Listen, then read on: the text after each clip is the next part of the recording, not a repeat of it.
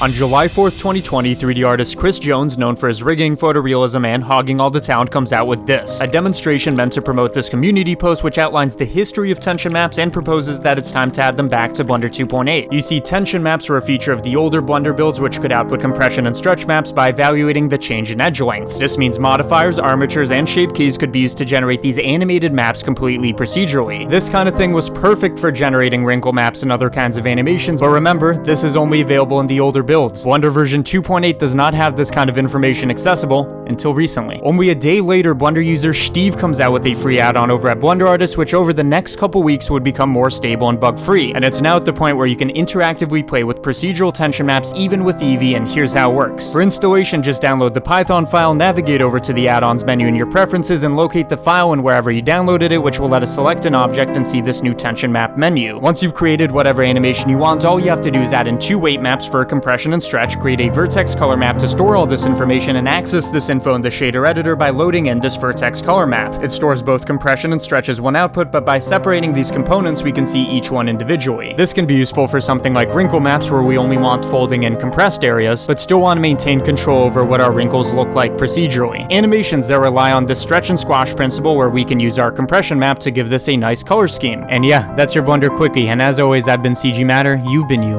Bye-bye.